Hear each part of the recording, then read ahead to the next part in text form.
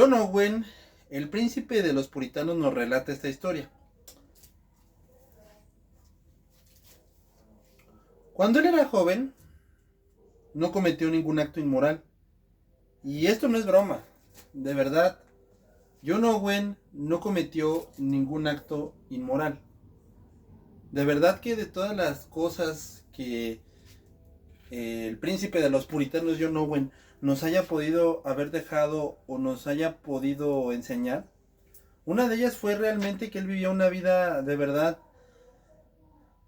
piadosa, una vida realmente intachable, sinceramente. Entonces, en esta historia que él nos relata, esta anécdota, eh, él realmente nunca cometió ningún acto inmoral, ni antes de convertirse a cristiano, ni después de ser cristiano. Entonces, John Owen no comete ningún acto inmoral. Y de verdad lo vuelvo a repetir y vuelvo a hacer mucho énfasis. Esto no es ninguna broma ni es una exageración. De verdad que él, John Owen, el príncipe de los puritanos, es de ese tipo de personas que literal nosotros podríamos decir, en verdad, es de estos hombres que ni antes de ser cristiano cometió un acto inmoral, ni después de ser cristiano. Nunca cometió ningún acto intachable. Pero en las mismas palabras de John Owen en esta historia que estamos hablando, era: con mi mano nunca cometí un acto inmoral. Esto lo está diciendo John Owen. Con mi mano nunca cometí ningún acto inmoral, pero en mi mente 1000 pecados se anidaban y deseaban volar cada segundo. Impresionante, ¿no? Con mi mano nunca cometí acto inmoral, pero en mi mente 1000 pecados se anidaban y deseaban volar indefinidamente y hambrientamente cada segundo. Y eso lo dice ya como predicador. O sea, él ya era un predicador y él tenía estos deseos.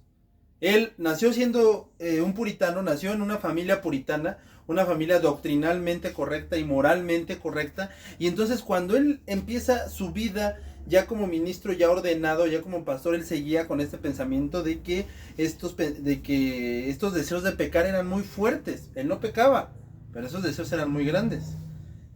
Entonces él cuenta que como predicador, llevando a cabo una serie sobre el libro de los Salmos, al llegar al fragmento "en ti hay temor para que seas temido", se enfermó grandemente. No pudo predicar ese sermón. Y nadie lo suplió. Así, ahora sí que hasta que se recuperara, él predicaría esta serie de salmos que habían empezado a predicar en esa iglesia.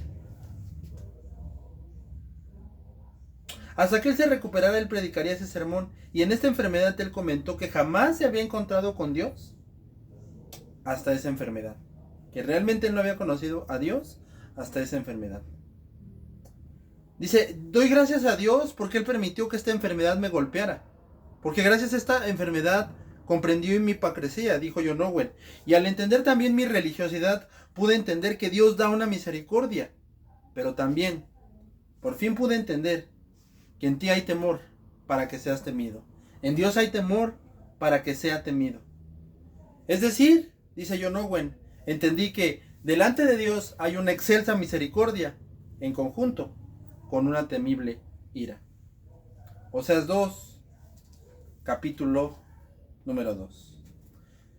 Digan a sus hermanos Ami y a sus hermanas Ruhama: contiendan con su madre, contiendan porque ella no es mi mujer, ni yo su madre.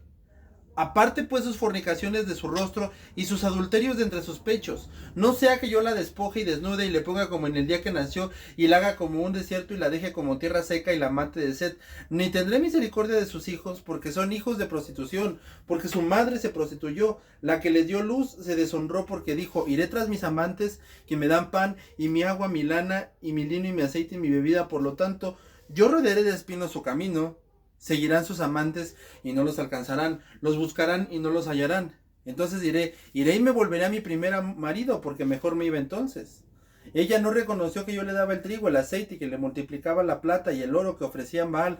Por lo tanto, yo volveré y tomaré mi trigo a su tiempo, mi vino a su sazón, y quitaré su lana y mi lino que había dado para cubrir su desnudez. Y ahora descubriré su locura delante de los ojos de sus amantes, y nadie la librará de mi mano. Haré cesar todo su gozo, sus fiestas, sus nuevas lunas y sus días de reposo y todas sus festividades. Y haré talear sus vides y sus higueras, de las cuales dijo: mi salario es un salario que me han dado mis amantes. Los reduciré a un matorral y las comerán las bestias del campo, y las castigaré por los días que incensaban a los Baales y se adornaban de sus arcillos y de sus joyeles, y se iba tras sus amantes y se olvidaba de mí, dice Jehová. Pero he aquí que yo la traeré y la llevaré al desierto y hablaré a su corazón. Y le daré sus viñas desde allí y el valle de Acor por puerta de esperanza, y allí cantará como en los tiempos de su juventud y como en el día de su subida de la tierra de Egipto. En aquel tiempo, dice Jehová, me llamarás Ishi, y nunca más me llamarás Baali, porque quitaré de su boca los nombres de los Baales, y nunca más se mencionarán sus nombres. En aquel tiempo haré para ti pacto con las bestias del campo, con las aves del cielo, y con las serpientes de la tierra, y quitaré de la tierra el arco, la espada y la guerra, y te haré dormir segura, y te desposaré conmigo, para siempre te desposaré conmigo, en justicia, juicio, benignidad y misericordia, y te desposaré conmigo en fidelidad, y conocerás a Jehová. En aquel tiempo responderé, dice Jehová, yo responderé de los cielos, ellos responderán a la tierra, y la tierra responderá al trigo, al vino y al aceite, luego responderán a Jezreel, y la sembraré para mí en la tierra, y tendré misericordia del Ojurrama, y diré al ojo a mí, tú eres pueblo mío, y él dirá, Dios mío. Esta es la única verdadera palabra de Dios. Señor, gracias te damos por tu palabra. Te pedimos que tú seas bendiciéndola, Señor, aplicándola, y que en el nombre de Jesús, Señor, tu nombre sea glorificado y exaltado, Padre. Por favor, glorifícate y exáltate, Señor, y en el nombre del Señor Jesucristo, que personas sean salvadas, Señor, y que tú traigas personas al arrepentimiento. Te lo pedimos en el nombre de Jesús, Señor, por quien oramos y a quien te suplicamos y te rogamos. Por favor, exalta a tu Hijo, glorifícate. Te lo imploramos, Señor, que tu palabra sea proclamada. Glorifícate, exáltate. Es nuestra mayor súplica, Señor. Exáltate y glorifícate. En el nombre de Jesús, todo esto te lo pedimos. Amén y amén. Y que sea tu Espíritu Santo moviéndose. En el nombre de Jesús. Amén y amén. Bueno, en primer lugar, vemos que Dios aquí ocupa el simbolismo de un matrimonio adúltero. En otras ocasiones, Dios ha tomado el simbolismo de un padre y un hijo. En otras ocasiones, el de una gallina que cuida sus polluelos. Pero en esta ocasión, Él va a ocupar el simbolismo de un matrimonio donde se ha cometido adulterio. Al menos en el capítulo 2, que es el pasaje que vamos a estar viendo, Él ocupa este simbolismo de un matrimonio adúltero. En todo esto dice Dios que la madre, o sea Israel, es la que se ha apartado de Dios y es quien ha cometido adulterio delante de Dios. Y por eso dice que él no es su marido, tomando este simbolismo precisamente de un matrimonio en el cual han tenido un adulterio bastante descarado, en el cual han engañado a Dios por ir tras otros dioses y no entender que Dios debe de ser el todo. Y eso es lo mejor que nosotros tenemos, Dios es lo mejor que nosotros tenemos. Pero desafortunadamente empezamos a buscar otra cosa y Dios le deja muy en claro a Israel que va a terminar sufriendo por esa infidelidad y que va a terminar muerta de sed en el desierto, en el simbolismo que Dios ocupa, que Él no tendrá misericordia de sus hijos. O sea, que Dios no va a tener misericordia, repudiándola como una prostituta, porque su madre se prostituyó, la que le dio luz, y deshonró porque dijo, iré tras mis amantes, que dan a mi pan y a mi agua,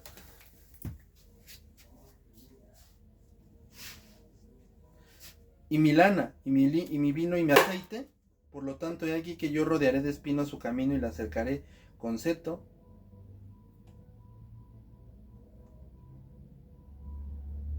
Perdón, la cercaré con seto y no hallará su camino.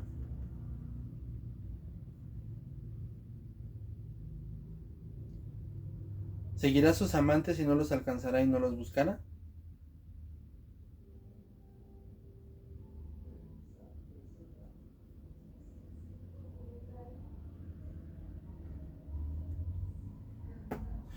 Por tanto, he aquí que yo rodearé de espinos sus caminos y la cercaré con seto y no hallará sus caminos, seguirá a sus amantes y no los alcanzará.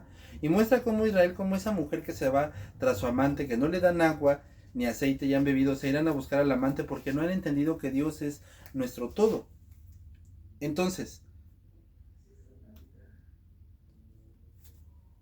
se toma el ejemplo de la infidelidad, eh,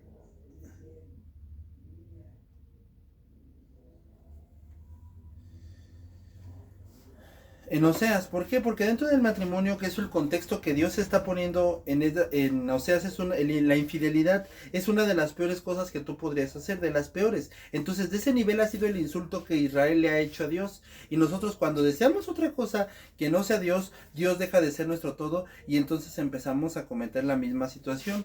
Y en el adulterio, la verdad que vivimos en la verdad que la época en la que vivimos, de verdad que es una época donde el adulterio a veces ya parece que no es nada. A veces de verdad que el adulterio, lejos de parecer algo grave, que es algo grave, ya parece aproximadamente, a veces ya parece un juego. Parece algo ya de verdad que pues ya ni siquiera es, o sea, no se comprende la magnitud. Pero lo que Dios está aquí ocupando es que de verdad en un matrimonio la infidelidad es algo muy grave. Entonces, cuando él muestra esta infidelidad de parte de Israel, es porque cuando él muestra precisamente esta infidelidad,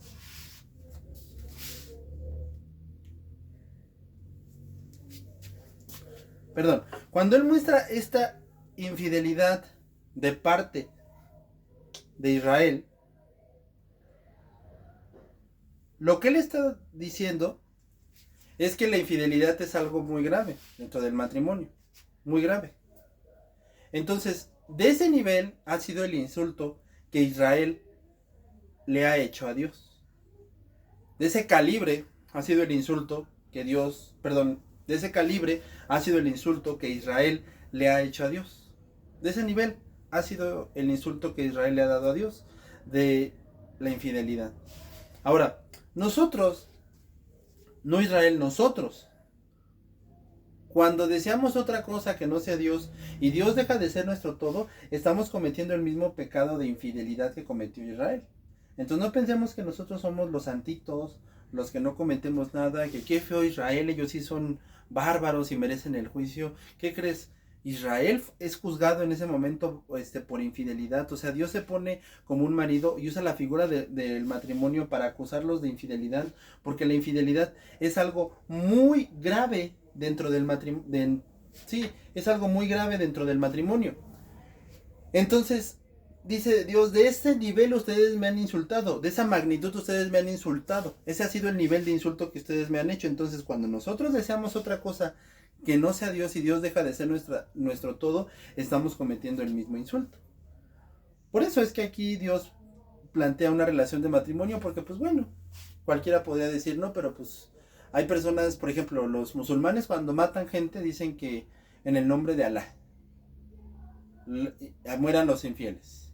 Cuando uno no va con el barbero que tanto quiere, me fuiste infiel, ¿no? Cuando hacen otra actividad con su papá que no era la que normalmente hacían con su papá, me fuiste infiel. Pero aquí donde Dios usa precisamente la infidelidad dentro del matrimonio o pone la figura del matrimonio, lo hace para dejarnos muy en claro que la infidelidad es un insulto muy grave dentro del matrimonio y de ese nivel ha sido el insulto que Israel le ha hecho a Dios. Entonces, cuando nosotros cometemos el mismo pecado y empezamos a desear otra cosa, y por lo tanto empezamos a desear otra cosa que no sea Dios, y Dios deja de ser nuestro todo, en ese momento empezamos a cometer infidelidad. ¿Sí? Cuando Dios deja de ser nuestro todo y empezamos a dejar de seguir a Dios, automáticamente estamos cometiendo infidelidad hacia Dios. Esto es muy importante de verdad de entenderlo y de pues tenerlo muy muy presente, de verdad, que en el momento en el que empezamos a desear otra cosa que no sea Dios y Dios deja de ser nuestro todo, desafortunadamente estamos cometiendo infidelidad. Pero por eso Dios pinta, perdón, en este contexto pone el ejemplo de un matrimonio, porque es muy ofensiva la infidelidad. Y entonces al momento de que ellos empiezan a agarrar y empiezan a cometer infidelidad hacia Dios, están cometiendo este pecado tan grave. Y lo único que están haciendo es insultar a Dios de una manera tremenda, grande. ¿Por qué? Porque la infidelidad es un insulto muy grave, demasiado grave. Entonces, de ese nivel ha sido el insulto que Israel le ha hecho. Y nosotros, cuando empezamos a desear otra cosa que no sea Dios, y Dios deja de ser nuestro todo, sin duda estamos cometiendo adulterio. Entonces después Dios dice que Él les demostrará el error que cometieron al dejar a Dios por otras naciones, y les mostrará que nadie los puede salvar. Ese es el hoyo o la corralación a donde Dios los lleva, que los entrega a un callejón sin salida. Por eso dice que Él hará cesar sus fiestas, sus lunas nuevas, sus festividades, talar sus vides y las higueras de las cuales mis salarios son. En aquel tiempo, tener aceite, tener gozo, tener fiestas, tener sus fiestas, era absolutamente lo más placentero para Israel. Entonces, si Dios les quitaba eso, prácticamente perderían todo. Obviamente aquí no va a decir les voy a quitar el iPhone, ni les voy a quitar la luz, ni nada de eso, porque pues ni siquiera existía. Pero en ese momento Él les está diciendo que Él los va a acorralar. Y ahí muestra la ira que Él se tendrá contra Israel y todas las bendiciones se terminarán. Y por eso hace un simbolismo comparando a Israel con un bosque muy prosperado que va a terminar como un matorral, como nada. Y después Él los va a humillar. Pero aquí que yo la traeré al desierto y la llevaré y hablaré a su corazón y le daré sus viñas desde aquí y el valle de Acor por su puerta de esperanza. Aquí hay un punto que tenemos que aclarar. Cuando aquí se habla de que yo la traeré y la llevaré al desierto, mucha gente agarra, Oseas, se brincan todo el contexto, todo el libro y nada más sacan este fragmento que dice, la traeré al desierto y hablaré a su corazón y la volveré a enamorar, ¿no? Ahí la sacan. Bueno. Según el contexto de esta gente, lo que inventan es que simplemente tú vas a tener muchos problemas porque el desierto es figura del problema y obviamente claro que eso no es lo que dice la Biblia. Pero ellos dicen que el desierto es figura, eso no es cierto.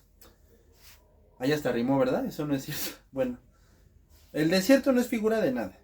Nada. El desierto es el desierto. Sí, lo vemos después en Jeremías como un simbolismo que se ocupa para decir que así quedarán como si nada. Pero según ellos el desierto es problemas, es que estás pasando por desiertos, por problemas. Eso no es cierto. El desierto que aquí se dice, o que mucha gente ocupa mal, que no lo dicen como debe de ser, es que dicen que tú has pasado por problemas, pero Dios te va a llevar en esos problemas y te volverá a enamorar. Bueno, esta interpretación no es válida. Y no es válida en primer lugar porque según el contexto de esta gente, ellos han sufrido y Dios los va a llevar y los va a enamorar. Pero aquí no vemos a personas que han sufrido. Vemos a un pueblo infiel ante su Dios que ha sido infiel. Vemos a un pueblo infiel ante Dios que ha sido fiel. ¿Dónde han sufrido? ¿En qué momento han sufrido? En ningún lado. Como para sacar ese contexto que nada tiene que ver. Entonces lo que vemos aquí es que después Dios muestra que Él cómo pondrá su ira, que Él pondrá su ira contra Israel. Y Él permitirá que sufran, que lloren y se sientan acorralados y cuando estén ahí sufriendo, Él los vendará, los salvará. O sea, ¿Dios me va a dejar que sufran? Sí. ¿Por qué? Pues porque me lo gané. Sí, me lo gané, hermanos. O sea, esto no lo podemos hacer a un lado. No podemos decir, no, pues qué feo, es que a mí no me late, es que yo no la hice. No, no, no, te lo ganaste y punto. O sea, lo que nosotros nunca hacemos es hacernos responsables de nuestros actos. O sea, sí me enojé en el trabajo, pero me enojé en la chamba porque Juanito me hizo enojar. O sea, sí me enojé en la uni, pero es que la vieja esta se me queda viendo feo. O sea, nunca somos capaces de decir, bueno, sin importar lo que ella me haya hecho o lo que el otro me haya hecho, yo soy total y absolutamente responsable de lo que hice y tan tan. Pero no, lo que empezamos a hacer es que le empezamos a echar la culpa a medio mundo. Y él tiene la culpa, él tiene la culpa, es más, hasta Dios tiene la culpa, ¿no? Como en una ocasión desafortunadamente lo hizo Adán, ¿no? Que en lugar de agarrar y no, pues sí, no, la culpa la tienes tú, la mujer que tú me diste. Entonces nosotros no queremos reconocer nada, pero sí, hermano, nosotros merecemos la ira de Dios, nosotros merecemos el castigo de Dios. Entonces Dios sí nos podrá castigar, sí, así como lo hizo con Israel, sí, pero la realidad es que Él nos vendará, es decir, concederá la misericordia. Israel hasta este punto ha tenido un adulterio bastante descarado en el cual han engañado a Dios por ir tras otros dioses y no entender que Dios debe de ser el todo. Y eso es lo mejor que tenemos que buscar. ¿Te acuerdas lo que decíamos en nuestra historia introductora? Que sí, en primer lugar vemos eso de que si dejamos de seguir a Dios y que Dios deja de ser nuestro todo, en ese momento ya estamos si en ese momento ya estamos adulterando contra Dios. Sí, claro que sí. O sea, en el momento en el que Dios deja de ser nuestro todo y dejamos y empezamos a desear otras cosas que no sean Dios, en ese momento, por supuesto que estamos adulterando. Pero también veíamos lo de John Owen, lo que se veía con él, que él sufrió en ese momento. Él llevó una vida realmente intachable, pero era una vida que pues sí, no cometía ningún acto inmoral, pero pero en su mente estaba llena de inmoralidad. O sea, él quería pecar, él deseaba pecar, y hasta que Dios lo tumba en esa enfermedad y se levanta, dice, por fin pude predicar en ti hay temor para que seas temido. Por eso dice, ahí entendí que Dios nos manda el temor, nos manda el castigo, pero a través de ese castigo aprendemos. Porque él bien dijo, yo desde ese momento fue un antes y después de John Owen. De verdad. O sea, tuve que sufrir para entender. Y muchos de nosotros de verdad vamos a tener que sufrir para que Dios nos haga entender. Muchos de ustedes van a tener que sufrir económicamente. Muchos de ustedes van a tener que sufrir espiritualmente. Muchos de ustedes, Dios les va a tener que quitar a sus amiguitos. Muchos de ustedes, Dios les va a tener que quitar a su noviecita o a su noviecito. Muchos de ustedes, Dios los va a tener que dejar en la calle, dejar sin nada para que entiendan que no son nada. ¿Pero por qué? Porque son sus hijos. Ahora, preocúpate cuando Dios no haga nada contigo. Porque eso solamente quiere decir una cosa. Que no eres su hijo. Yo conozco a gente que dice, no, pues yo hago lo que quiera. Yo hago lo que quiera y al cabo no pasa nada. Porque no eres su hijo. Porque Dios al que quiere y a su hijo lo disciplina. Dios a su hijo lo disciplina. Entonces si tú dices, yo me la vivo por la libre y no hago absolutamente nada y yo me la paso bien padre, pues eso lo único que quiere decir es que sinceramente Dios no es tu padre, ni tú eres su hijo. Por eso dice, a Jacob amé y a Esaú aborrecí. Y uno podría decir, si conoce la historia que hay detrás de ellos, dirá, pues no parece, porque a Jacob se quedó cojito cuando Dios le tocó el muslo y se le descoyuntó a Jacob y empezó a cojear, pues Jacob se quedó cojito. Pero resulta que Esaú, millonario en las tierras de Moab, pues no parece que a Jacob amé y a Esaú aborrecí. Pues sí, así pasó. ¿Por qué? Porque Dios trató con Jacob, disciplinó a Jacob y a Esaú lo dejó hacer lo que quiera. Entonces, preocúpate cuando Dios no haga nada contigo y te deja hacer absolutamente lo que quieres. Pero entiende que si eres su hijo, Dios te va a tener que castigar. Dios te va a tener que golpear. Dios te va a tener que hacer sufrir, hacer llorar. Dios va a hacer que le digas adiosito a tu novio o a tu novia, o él va a tener que quitártelo, si no es de Dios, ¿verdad? Yo no dudo que haya personas aquí que, gracias a Dios, ya tengan a su ayuda idónea, pero esa es una realidad que todos nosotros tenemos que entender, que si somos hijos de Dios, Dios nos tendrá que disciplinar. Y si Dios no hace nada con nosotros es porque naturalmente no somos sus hijos. Si somos sus hijos, Dios nos va a tener que disciplinar. Y si Dios no está haciendo nada contigo, pues es porque no eres su hijo. A sus hijos Dios los va a tener que disciplinar. Y aquellos que Él no disciplina, pues es porque no son sus hijos. Entonces entendamos mucho esta parte. Si verdaderamente somos sus hijos, Él nos va a disciplinar. Y si Él no nos disciplina, es porque no somos sus hijos. Entonces Dios es claro en que Él ha dejado a Israel sufriendo. ¿Por qué? Pues por como lo dice en el simbolismo.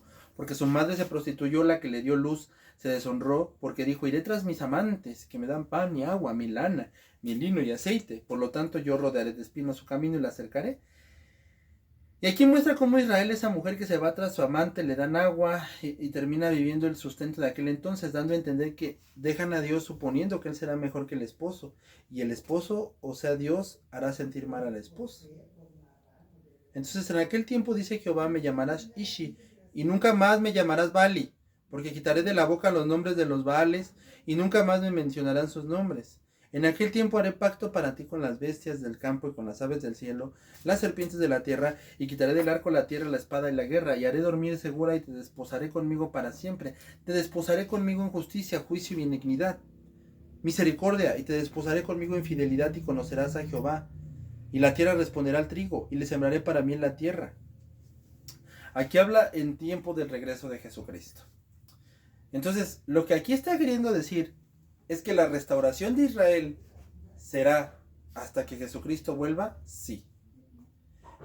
Pero entonces, Israel, ¿qué ha hecho desde el tiempo de Oseas hasta el tiempo de nuestro tiempo, que es, ahora sí que desde el tiempo de Oseas hasta el tiempo que estamos viviendo? ¿Qué ha hecho Israel desde el tiempo de Oseas hasta el tiempo que estamos viviendo? Ser infieles a Dios, obviamente.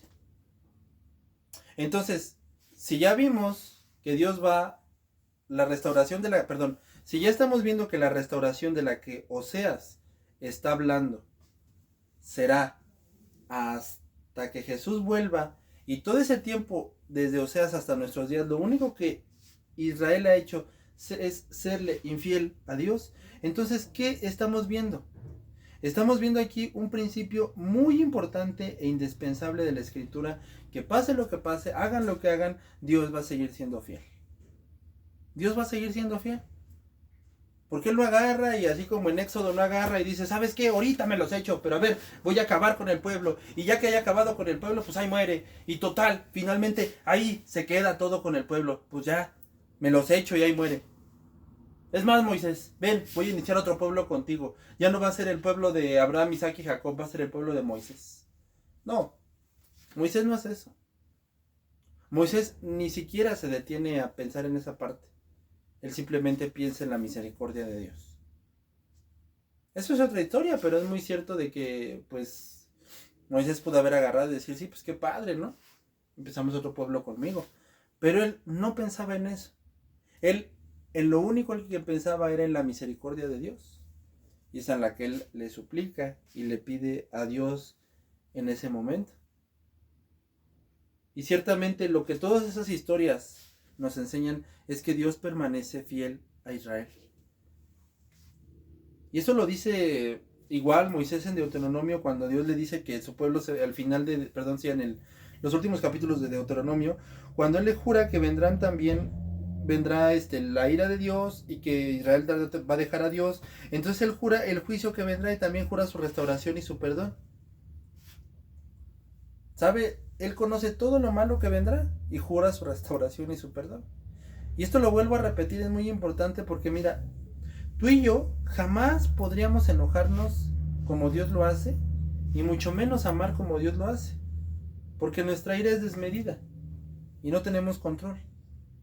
Y lo que menos nos urge es perdonar. Y no es yo me enojo, jamás perdono. Y si no es así, seguimos a las hipocresías de sanidad mental, ¿no? No, si yo ya sané, ¿no? Sigo odiando a la persona, yo ya sané, o sea, ya no agarro y le hago groserías, ya simplemente lo pienso. Pero yo ya sané, ¿no? Según. Y en el amor a veces somos tan emocionales que deja de ser amor y se convierte en emocionalismo. Como lo vemos aquí, la ira de me desquito sin medidas. Esto no lo hace Dios, nosotros sí lo hacemos. La ira de me desquito sin medidas, y este amor desmedido es que se caiga el mundo, yo solo tengo ojos para ti. Y así somos desafortunadamente los seres humanos. O nos desquitamos sin medidas, o agarramos y decimos, no, pues que se caiga el mundo, yo solo tengo ojos para ti. Así que solamente Dios sabe dar una ira perfecta y un perdón verdadero. Y Él lo dice en la verdadera restauración. La verdadera restauración de este mundo y de Israel será cuando Él regrese a la tierra. Esa es la verdadera restauración que le está esperando a Israel. Esa es la restauración que Oseas habla aquí en el capítulo 2. Porque dice, haré pacto con las bestias del campo, con las aves del cielo, las serpientes de la tierra.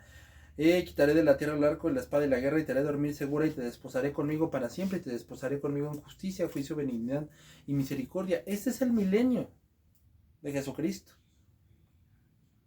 Es el milenio. de nuestro amado Salvador. Y obviamente lo que sigue, ¿no? La tierra responderá al trigo, al vino y al aceite. Entonces, no importa, de verdad, no importa la infidelidad de Israel. De la misma manera lo que John Owen nos comentaba en nuestra introducción, era que él realmente comprendió la ira. Comprendió que no merecía vivir, que él merecía morir físicamente. Y él pensó, voy a morirme aquí, pero vio la misericordia de Dios. Y dijo, ¿y por qué la vi? ¿Porque me porté bien? No, ni de chiste. ¿Por qué la vi? ¿Porque fui un gran predicador? No. Simplemente porque Dios es fiel. Por eso él decía, por eso vi la misericordia de Dios. Con todo esto, Oseas nos muestra que Dios restaurará a Israel aún sabiendo que ellos volverían a su infidelidad. Y que cuando Jesucristo vuelva, Él restaurará al pueblo de Israel. Pero vemos también que esta es la historia tan común que nos muestra su misericordia. Ahora también, una aclaración. Oseas nos muestra que Dios no va a pasar por alto el pecado. Él lo va a castigar y a juzgar tremendamente. Nada de que cada quien que haga lo que quiera y no pasa nada, no, eso no es verdad. Pero habrá misericordia, eso es verdad. Entonces Dios juzgará fuertemente el pecado, sí, pero hay misericordia. ¿Esto aplica para nosotros? Sí. ¿Por qué? Porque lo vemos aquí en este final. Tendré misericordia de Lo Ruhama y diré a Lo a mí, tú eres mi pueblo, y él dirá, Dios mío. Lo Humara, no compadecida, significa, y Lo a mí no es mi pueblo. Entonces Dios declara que Israel, que no le iba a dar misericordia y que dice, ya no eran mi pueblo, serán mi pueblo. E Israel dirá, Dios mío. Aquello que Israel un día le dijo, ya no serán mi pueblo, ya no tendré misericordia, Dios les dice, van a ser mi pueblo. Y el pueblo, o sea, Israel dirá, Dios mío, o sea, tú eres mi Dios. Como lo profetiza, como lo profetiza Zacarías. Se van a tener que rendir a Dios. Qué historia tan impresionante, ¿verdad? Y tan importante para nuestras vidas. Tan impresionante y tan importante de verdad. Y llena de una verdad tan común, pero tan esencial e importante para nuestras vidas y que de verdad nunca la podemos de olvidar.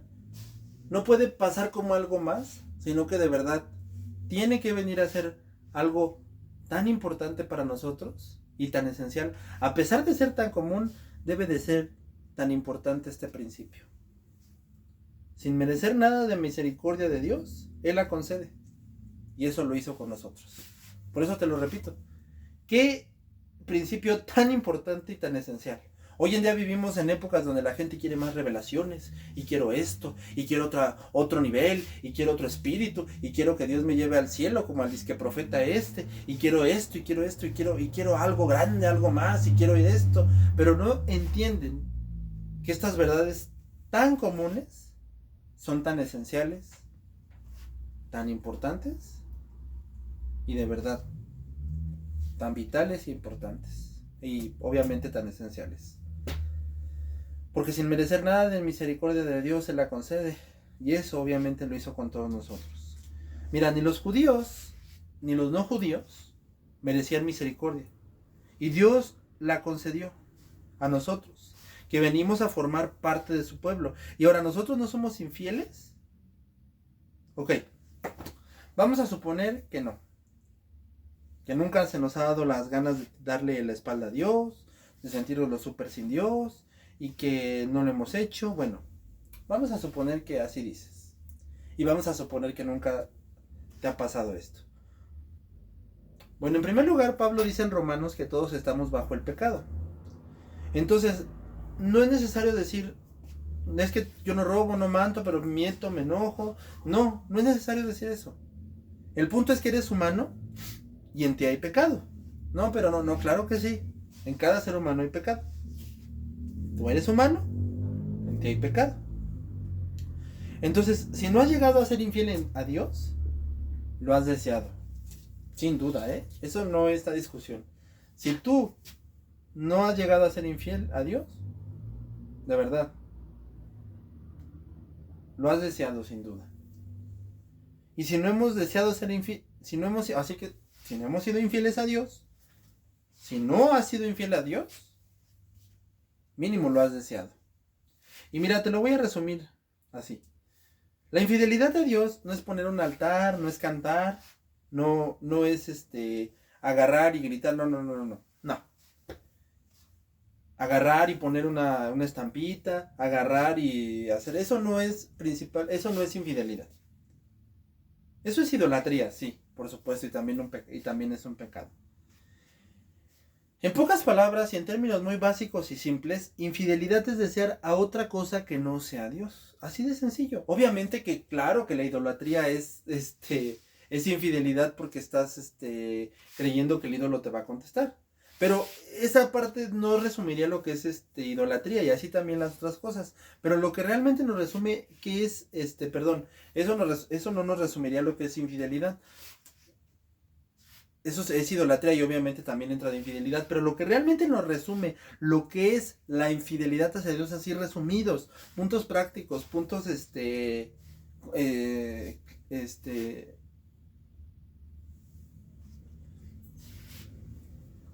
puntos claros. ¿Cómo se puede decir?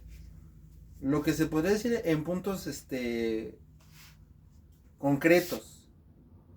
Y un punto claro, ¿qué es infidelidad hacia Dios? Simplemente es desear otra cosa que no sea Dios. Eso es infidelidad. En puntos claros, concretos, así, sin tanto hablar, en puntos, sí, en punto claro y punto concreto, ¿qué es infidelidad? Desear otra cosa que no sea Dios. No, pero es que la idolatría y eso sí, eso también obviamente que es infidelidad. Pero eso es idolatría. O sea, eso no resumiría lo que realmente es la infidelidad hacia Dios. Entonces, por eso te lo repito, en puntos claros y concretos, ¿qué es infidelidad hacia Dios? Es decir, otra cosa que no sea Él. Porque Dios debe de ser el todo de nuestra vida. Entonces, en el momento en el que Dios deja de ser el todo de nuestra vida, empezamos a ser infiel. Por ejemplo, los católicos dicen, es que yo no adoro imágenes, solo las venero. Es lo mismo. Hay una virgen en España que ya se le acabaron los pies de tanto que la besan, pero ellos no la idolatraban, o sea, la veneraban. No es que yo no la idolatro, la venero. O sea, ya se le acabaron los pies de que toda la gente va o sea, de la estatua. De todo el tiempo que la gente iba, la besaba, ya se le acabaron los pies, pero no la idolatraban, la veneraban. Es lo mismo. Por eso te digo, la idolatría obviamente también quiere decir infidelidad, pero no resume ni lo deja en puntos claros. Lo que es la infidelidad no la resume ni la deja en puntos así claros. Simplemente dicen que simplemente es la idolatría, es parte de la infidelidad, pero no la resume ni la deja muy clara. Entonces, en puntos claros y resumidos, la infidelidad hacia Dios es desear otra cosa que no sea Él. Como te decía, a esta virgen que no la idolatraban, la veneraban. Y otros podemos decir, no, pues es que yo no soy vanidoso ni vanidosa. No, no es cierto. Si tú te apuras de ti, tú eres tu propio Dios. No es que mi carrera, no es que esto. Pero la realidad es esto. Si tú deseas otra cosa que no seas Dios, anhelas otra cosa que no sea Dios, en ese momento tú ya estás siendo infiel hacia Dios. Porque fue lo mismo que hizo Israel en el tiempo de Oseas. Se fueron tras otros dioses. Y hoy en día buscamos a otra cosa que a Dios. Ya estamos siendo infieles. Y si tú has sido infiel, mi hermano, recuerda Apocalipsis 3. Vuelve a tu primer amor. Ahora, si tú no has sido infiel, lo has llegado a pensar. Y eso es ley. Porque todos somos seres humanos. Y somos perfectamente capaces de ser hipócritas y engañar a Dios. Mi amigo, mi hermano, de verdad, tú no te atrevas a decir, a mí no me pasa eso. Yo no soy infiel a Dios. Nunca me ha llegado ese pensamiento. No te atrevas a decirlo. Porque es mentira. De hecho, el peor engaño que tú te podrías hacer Es decir, yo no peco.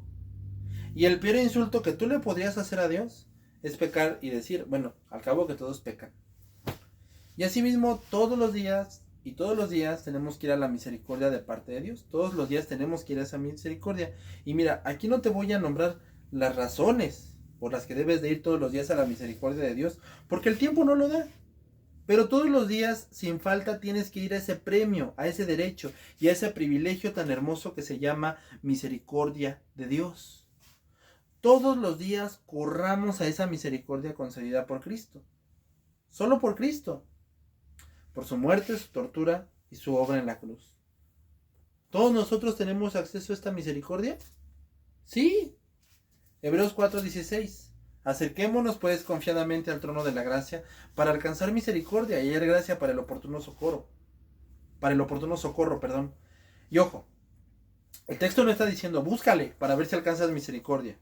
Está diciendo que como ya eres parte de su pueblo, acércate con confianza porque ya tienes misericordia. Acerquémonos todos los días a la misericordia que Dios nos ha concedido. A todos los que somos parte de su pueblo. Aquellos que somos parte de su pueblo, apartémonos del pecado. Apártate del pecado. Amigo, ya no sigas coqueteando con el pecado.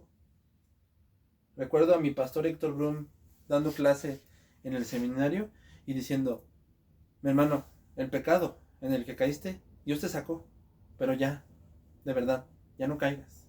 Ya la libraste, ya saliste de ahí, pero ya estuvo. De verdad, no caigas. Ahí es sus grandes palabras, de verdad. Y aquí lo mismo aplica. Si somos parte de su pueblo, de verdad, apartémonos ya del pecado. Que de no hacerlo, el castigo de Dios vendrá sobre nosotros. Pero también, sin falta, corramos hacia Dios y siempre vayamos a la misericordia de Dios. Y a los no creyentes, recuerda que la ira de Dios está sobre ti. ¿Pero por qué? Bueno, por tener una naturaleza pecaminosa de ser infiel. Acuérdate que si no eres creyente estamos muertos en nuestros pecados. Pero esa es la misericordia de Dios, que sin nadie merecerla, allí está la misericordia de Dios para ti, únicamente concedida por Jesucristo.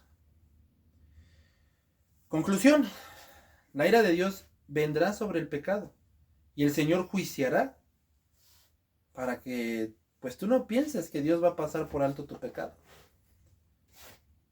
Pero también está abierta de par en par la misericordia, como una puerta gigante de misericordia para que tú la tomes. Mira, 2 puntos muy importantes antes de terminar. La religión romana inventa que sí hay misericordia, pero primero tendrás que ir al purgatorio y sufrir por lo que hiciste, sea como sea, porque pues ni modo que te vayas de este mundo sin pagar. Y ya después de hacer misas, pues a ver si alcanza a salir del purgatorio el que falleció. Por eso hacen las misas para los muertos. Y eso no es lo que la Biblia enseña. ¿Me escuchaste? Eso que inventa aquella religión no es lo que la Biblia enseña.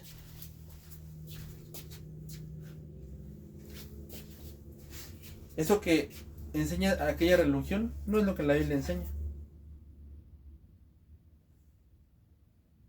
La Biblia enseña que el juicio vendrá sobre ti. La ira de Dios vendrá con todo sobre ti si no te arrepientes. Pero si tú verdaderamente te arrepientes, ya no habrá ira para ti. Lo único que habrá es misericordia y perdón porque te arrepentiste. Verdaderamente te arrepentiste y reconociste que Jesucristo es el único Salvador. No hay misas, no hay sacrificios, no hay idas al templo, no hay trancazos en la espalda, no hay nada de eso. No hay nada. No hay nada de que debiste esto, no, para nada. Ya no hay ira de Dios. Lo único que hay es misericordia, si verdaderamente te arrepentiste. Hay ira de Dios para tu pecado si no te arrepientes. Pero si te arrepientes, la misericordia de Dios vendrá sobre ti Y el juicio de Dios ya no estará sobre ti. Como dice Pablo en Romanos, paz para con Dios. Dios ya no tendrá nada contra ti y la ira de Dios ya no vendrá sobre ti. Y también hay predicadores que lo único que hacen es pisotear a la gente, hacerla sentir mal. Únicamente la tumban al piso literal, ya no como lo hacen aquellas personas que, no literal, con sus palabras, con sus dichos, con su predicación, te acaban pisoteando y terminas en el suelo porque pues el infierno y pecador y la Biblia dice que eres un pecador y sí, amén. Y solamente te pisotean, pero lo único que hacen es quedarse a la mitad del camino, quedarse a la mitad de la predicación de la Biblia. ¿Por qué? Porque la Biblia es clara que sí, en efecto, hay un juicio. Y sí, en efecto, tú mereces la ira de Dios. Y sí, en efecto, todos somos pecadores. Y sí, en efecto, si tú no te arrepientes de tus pecados y crees que Jesucristo es tu único salvador, al único lugar al que irás es al infierno. Eso es totalmente cierto. Pero esa es una parte, esa es la mitad. La otra parte del mensaje es entender que hay una misericordia. A veces nosotros queremos darnos la de Jonás. Y no, yo nada más quiero que la gente sufra y eso, no. La verdad que no. Porque eso no es lo que dice la Biblia. La Biblia enseña que hay una ira por tus pecados. Y como te acabo de mencionar, todo lo que te mencioné hace un momento de que ciertamente sí, así es. Y sí, todo eso así es. Pero también es cierto que hay una misericordia. Entonces muchas veces solamente la ira y la ira de Dios. Y sí, amén, así es. Perdón, pero así es. Pero también es muy cierto que hay una misericordia. Entonces pisoteamos a la gente, pero nada más nos quedamos a la mitad. Y no decimos que así también hay una misericordia. Todos somos pecadores, sí, pero hay gracia para el mayor de los pecadores, como decía John Bunyan. Y también es verdad que todos, por cuanto pecamos, todos fuimos destituidos de la gloria de Dios. Todos fuimos destituidos de la gloria de Dios. Mas la dádiva, la misericordia, mas la dádiva de Cristo Jesús es vida eterna. Ciertamente todos merecemos la ira, ciertamente todos merecemos el juicio de Dios, eso es completa y absolutamente cierto. ¿Sí? Así es. Merecemos el juicio, pero Dios en su gran amor mandó a morir a su Hijo. Por eso es verdad que sí, insultamos, ofendemos, pero ahí no se queda todo. No se puede quedar ahí. Nunca se puede, por más de que querramos, no se puede quedar ahí. Porque hay que avanzar hacia a la misericordia. ¿Por qué? Porque así lo dice la Biblia. Que siendo aún pecadores, Dios nos amó. Por cuanto todos pecaron, todos están destituidos de la gloria. Hasta ahí se quedan muchos. Estás pecado, estás destituido de la gloria. Pues ya. ¿Sí? ¿Pero qué sigue?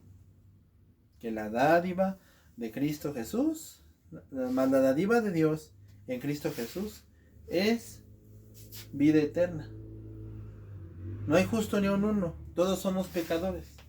Mas Cristo Jesús nos perdonó, habiéndonos concedido el perdón por medio de su Hijo Jesucristo. No hay justo ni un uno. Ciertamente todos somos pecadores. No hay nadie que pueda librarse de esa ira, ciertamente así es. Pero la realidad